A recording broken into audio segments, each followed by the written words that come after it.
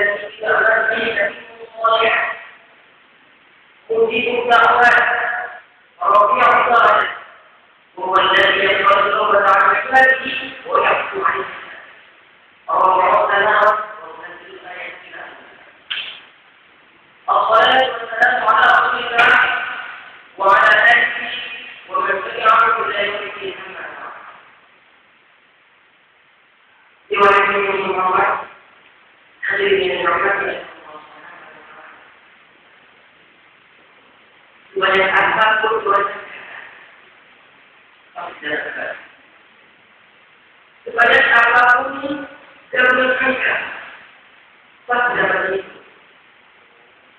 Namun tidak punya amal dan tidak Allah berikan kepada boleh terjadi permukaan bumi ini hingga kita berkata yang hanya diberikan kepada kita. Tanda yang kita jadikan berdaulat sekali untuk bumi sebagai ibadah dan kita jadikan rangkaian yang ada dari orang sebagai insaf, sebagai pena dan kalau kita dibangun sebagai cinta menjadi ada rumah dan urusan yang masih memberikan kepada kita. Saya mengucapkan alhamdulillah rabbil alamin. Semoga Allah menambahkan nikmat yang telah diberikan kepada kita. Amin. Amin ya rabbal alamin. Allah berkata kita. Mari kita hadirkan kepada Nabi Muhammad sallallahu alaihi wasallam.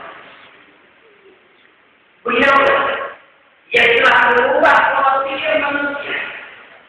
Dari pola pikir yang dia pola pikir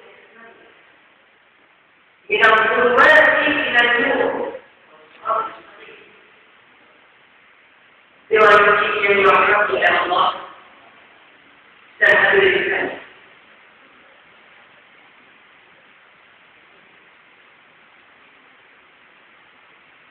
Banyak sekali kita melihat di permukaan ini dan sekarang ini. Dokter ini menjelaskan bahwa